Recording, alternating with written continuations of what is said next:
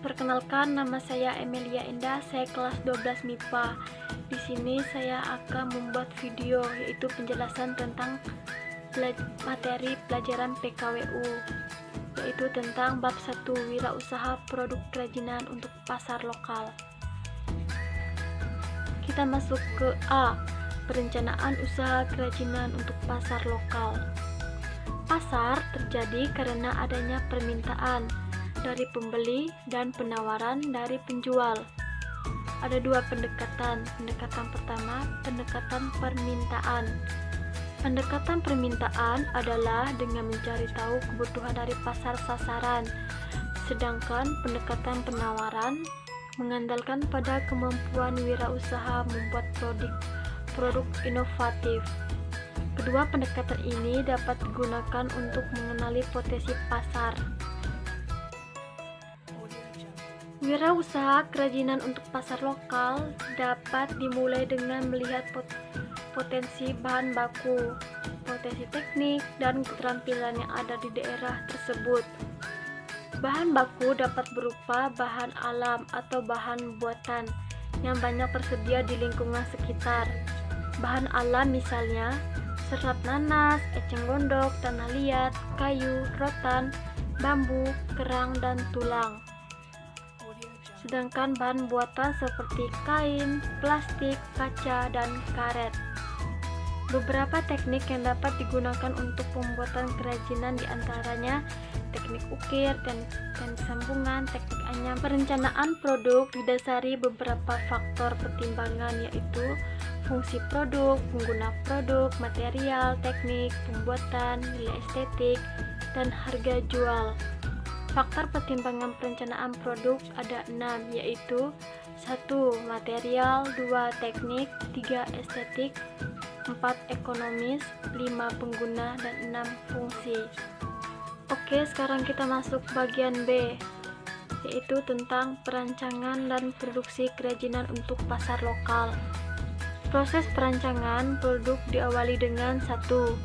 Mencari ide dengan curah pendapat, 2. Rasionalisasi, 3. Prototyping atau membuat studi mode, 4. Penentuan desain akhir. Kita masuk ke pertama, mencari ide dengan curah pendapat. Pada proses brainstorming, setiap anggota kelompok harus membedakan diri untuk menghasilkan ide-ide yang beragam dan sebanyak-banyaknya. Memberi kesempatan juga untuk munculnya ide-ide yang tidak masuk akal sekalipun. Tuangkan ide-ide tersebut ke dalam sketsa. Kunci sukses dari tahap brainstorming dalam kelompok adalah jangan ada perasaan takut salah. Setiap orang berhak mengeluarkan pendapat, saling menghargai pendapat teman, boleh memberikan ide yang merupakan perkembangan dari ide sebelumnya, dan jangan lupa mencatat setiap ide yang muncul. Oke, sekarang kita masuk bagian 2 tentang rasionalisasi. Rasionalisasi adalah proses mengevaluasi ide-ide yang muncul dengan beberapa pertimbangan teknik, diantaranya 1. Bagaimana cara menggunakan produk tersebut, 2. Apakah materi yang ada sudah tepat untuk mewujudkannya? 3. Apakah kemungkinan untuk diproduksi dengan teknik produk yang ada saat ini?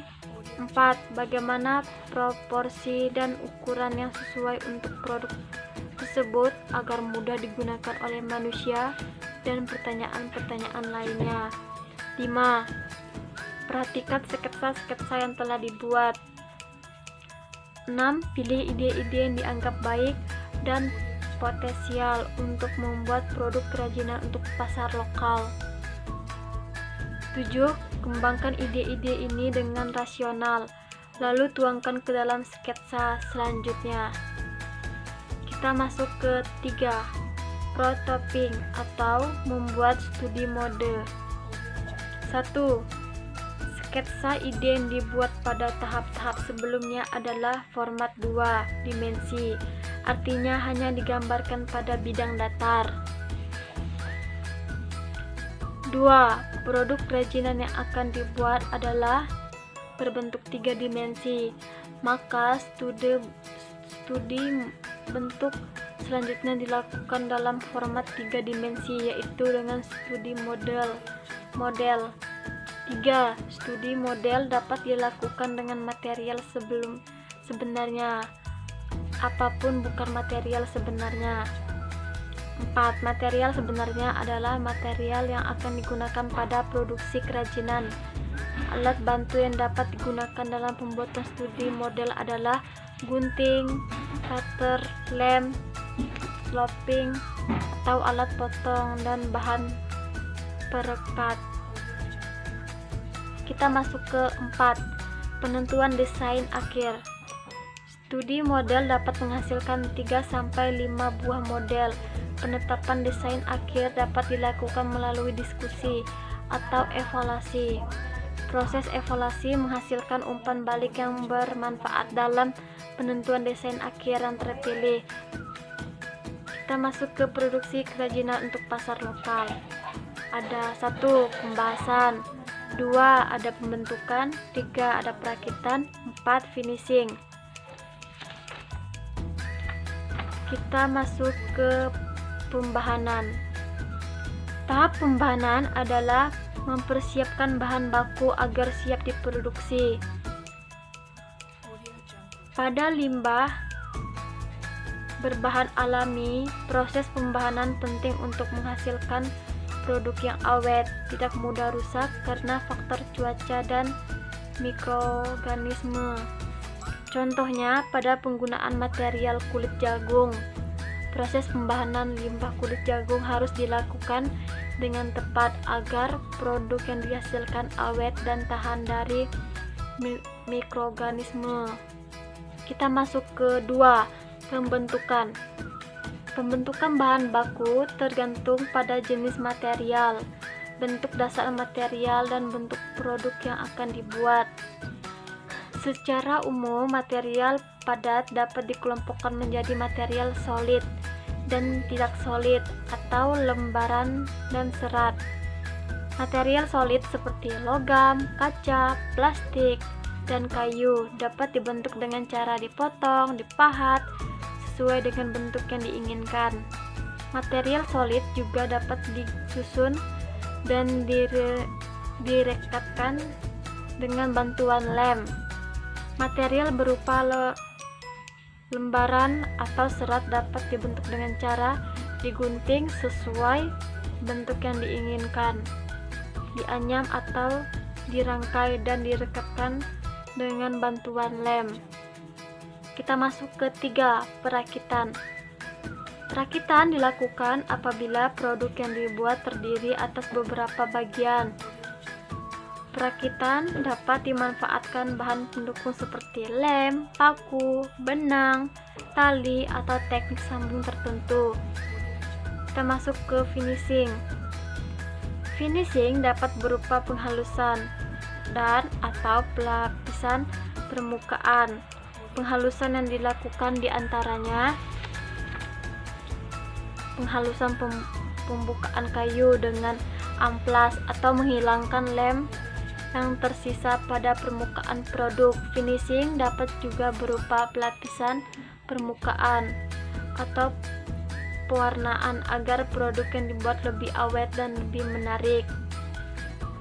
Sekarang kita masuk ke metode produksi dan keselamatan kerja. Produksi dapat dilakukan dengan 2 metode, yaitu 1. Metode tradisional. Pada metode tradisional, 1 orang melakukan setiap tahapan produksi. 2. Metode modern. Pada metode modern, 1 orangnya hanya melakukan 1 tahap produksi. Metode modern ini seiring juga disebut dengan metode atau ban berjalan. Metode modern tersebut disebut metode ban berjalan karena metode ini berupa dengan kegiatan produksi di pabrik yang menggunakan mesin ban berjalan atau conveyor. Kelancaran produksi juga ditentukan oleh beberapa cara kerja yang memperhatikan K3 atau kesehatan dan keselamatan kerja. Upaya menjaga kesehatan dan keselamatan kerja dibuat berdasarkan bahan, alat, dan proses produksi yang digunakan. Proses pembahatan yang membentuk material solid seringkali menghasilkan sisa potongan atau debu yang dapat melukai bagian tubuh pekerjanya, maka dibutuhkan alat keselamatan kerja berupa kacamata pelindung dan masker. Pada proses pembahanan dan finishing, apabila menggunakan bahan kimia yang dapat berbahaya bagi kulit dan pernapasan, maka pekerja harus menggunakan sarung tangan dan masker. Selain alat keselamatan kerja yang tak kalah penting adalah sikap yang rapi, hati-hati, teliti, dan penuh konsentrasi. Sikap tersebut akan mendukung kesehatan dan keselamatan kerja. Kemasan sebagai bagian penting kerajinan untuk pasar lokal. Fungsi kemasan produk kerajinan: 1. Melindungi produk dari debu dan kotoran. 2. Memberikan kemudahan distribusi. Kemasan yang melekat pada produk disebut sebagai kemasan primer. Kemasan sekunder berisi beberapa kemasan primer yang berisi produk. Kemasan untuk distribusi disebut kemasan tersier. Kemasan primer produk berfungsi untuk: 1. Melindungi produk dari benturan dan kotoran. 2. Menampilkan daya tarik pada bentuk kerajinan. 3. Material kemasan untuk melindungi dari kotoran dapat berupa lembaran kertas atau plastik. Kemasan tersier produk berfungsi untuk: 1. Memberikan kemudahan untuk distribusi dan produksi ke tempat penjualnya. 2. Tidak semua produk kerajinan membutuhkan kemasan produk. Namun, setiap produk membutuhkan identitas. Identitas dapat berupa stiker atau selubang karton yang berisi nama dan keterangan, serta menggambarkan karakter yang sesuai dengan target sasaran. Pada produk fungsional disebut keterangan cara menggunakan produk.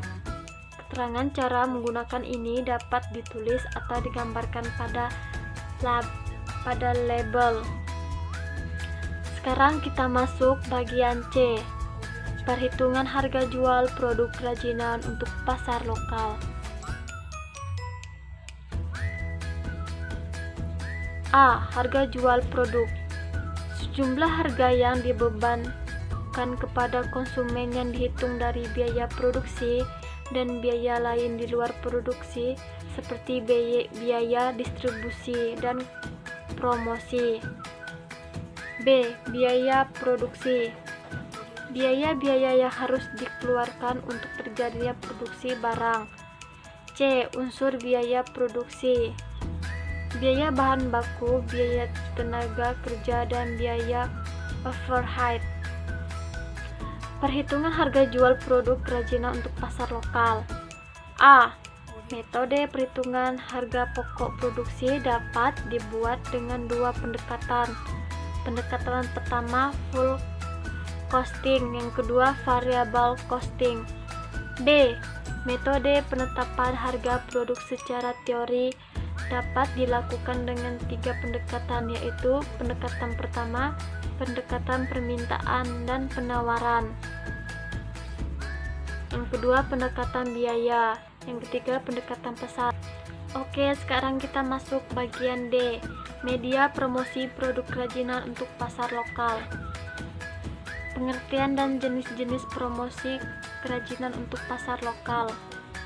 Strategi pemasaran produk memanfaatkan bauran dari strategi produk placement dan promotion, atau dikenal pula dengan sebutan 4P. Tujuan promosi adalah untuk mengenalkan produk kepada calon pembeli dan membuat pembeli memberi produk. Media promosi dapat dikelompokkan menjadi dua. 1. Before the line, yang kedua below the line. Promosi Evo the Line adalah promosi melalui iklan seperti iklan di media cetak, iklan radio, atau poster. Promosi below the line adalah promosi melalui kegiatan promosinya. Contohnya mengadakan peragaan busana untuk mempromosikan produk-produk fashionnya. Terus menyelesaikan lomba kreativitas untuk mempromosikan produk alat gambar. Sekarang kita masuk bagian E, yaitu tentang penjualan sistem konsinyasi produk kerajinan untuk pasar lokal. Penjualan dengan sistem konsinyasi adalah penjualan dengan penjualan. Cara menitipkan produk kepada pihak lain untuk dijualkan dengan harga jual dan persyaratan sesuai dengan perjanjian antara pemilik produk dan penjual. Perjanjian konsinyasi berisi hak dan kewajiban kedua belah pihak. Informasi harus ada dalam perjanjian konsinyasi adalah: 1. Nama pihak pemilik barang atau konsinyasi. 2. Nama pihak yang dititip barang atau konyi. Yang ketiga, nama dan keterangan teknik barang yang ditetapkan. Yang keempat, ketentuan penjualan. Yang kelima, ketentuan komisi atau keuntungan yang akan diperoleh tokoh. Oke, sekian dari pembahasan saya. Semoga pembahasan ini bermanfaat untuk teman-teman yang menontonnya. Saya mohon maaf jika ada kesalahan kata atau kata-kata yang kurang lengkap atau kurang berkenan di hati teman-teman semua. Oke, sampai jumpa.